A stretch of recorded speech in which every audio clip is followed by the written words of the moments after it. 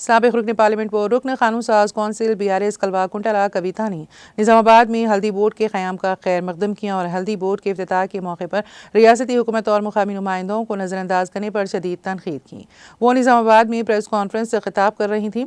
उन्होंने BJP के रुकन पार्लियामेंट D अरविंद पर इल्ज़ाम आयद किया कि वो हल्दी और मसाले जात बोर्ड के हवाले से किए गए वादे पूरे नहीं किए हैं और उनके बयानात में तजाद पाया जाता है।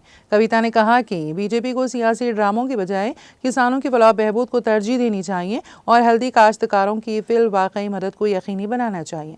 उन्होंने बताया है कि KCR हुकूमत ने मसाले जात पार्क और जकरानपल्ली एयरपोर्ट के लिए ज़मीन मुख्तस की थी। उन्होंने MP अरविंद से मुतालबा किया कि वो इन मंसूबाजात की जल्द अज जल्द तकमील के लिए संजीदा इक़दाम करें। कविता ने किसानों की मदद की अहमियत पर जोर दिया, ख़ास तौर पर गैर मौसमी औक़ात में जब मंडी की कीमतें गैर मवाक़िफ़ होती हैं। उन्होंने कहा कि जब हल्दी का मौसम होता है तो कीमतें खुद ब खुद किसानों के मसाइल का हल बन जाती हैं। ये वाकई ज़र्द सोना है, लेकिन गैर मौसमी हालात में उन्हें हमारी सबसे ज़्यादा ज़रूरत होती हैं और यही वो वक्त है जब मुनासिब अक़ल तरीन कीमत की अशद ज़रूरत होती है। उन्होंने हुकूमत और अपोजिशन दोनों से अपील की है कि वो किसानों की फलाह बहबूद को यकीनी बनाने के लिए मुत्तहदा काम करें।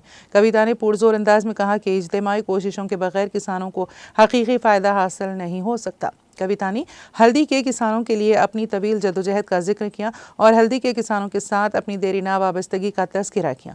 उन्होंने बताया है कि किसान एक दहाई से ज़्यादा अरसे से हल्दी बोर्ड के क़याम के लिए आवाज़ बुलंद कर रहे थे, लेकिन कांग्रेस और BJP दोनों ने वादों के बावजूद ये मुतालबा पूरा नहीं किया था।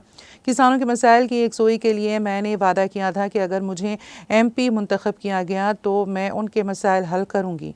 2014 से 2018 तक मैंने हल्दी बोर्ड के क़याम के लिए अंतिक मेहनत की। निर्मला सीतारमन को मकतूबात तहरीर किए, 2 मरतबा वज़ीर आज़म से मुलाकात की और मसाले जात पार्क और हल्दी पर मुबनी सनतों के क़याम के लिए दबाव डाला। उन्होंने कहा कि हल्दी बोर्ड का क़याम एक अहम कदम है, ताहम यह हतमी हल नहीं है। किसानों के मसाइल की यकसुई के लिए एक जामे हिकमत अमली नागज़ीर है, जो इसमें अक़ल तरीन इमदादी क़ीमत, MSP, दरामदी पाबंदियाँ और हल्दी से मुतालिक सनतों के क़याम के मसाइल की यकसुई के लिए संजीदा इक़दाम की ज़रूरत है। कविता ने कहा कि वो तवील अरसे से हल्दी के लिए 15,000 रुपये अक़ल तरीन इमदादी क़ीमत का मुतालबा कर रही हैं और आज फिर इस मुतालबे का इआदा कर रही हैं।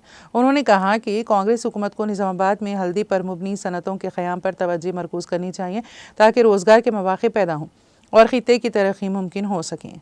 कविता ने कहा कि KCR दौरे हुकूमत में हुक्मरान जकरानपल्ली में 800 एकड़ अराज़ी एयरपोर्ट के लिए मुख्तस की गई थी।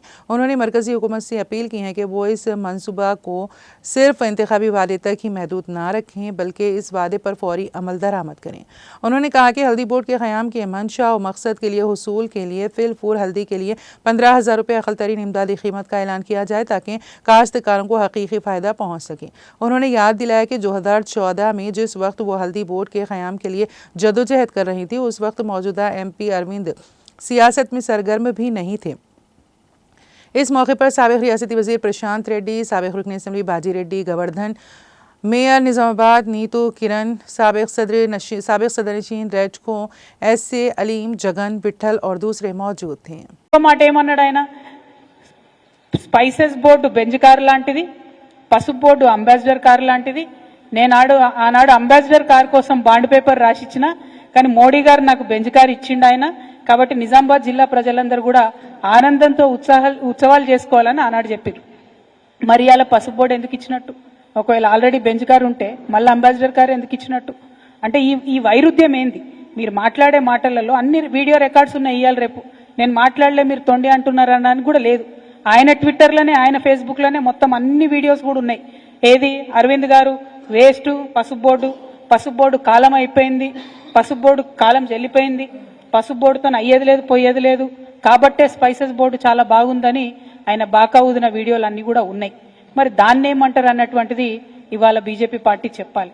ఎప్పటికప్పుడు ఆనాటి మందమే మాట్లాడి తప్పించుకొని తిరుగుదామంటే ప్రజలు ప్రతి ఒక్క విషయాన్ని గమనిస్తారన్న విషయం రాజకీయాల్లో ఉన్న ప్రతి ఒక్కరం కూడా చూసుకోవాలి.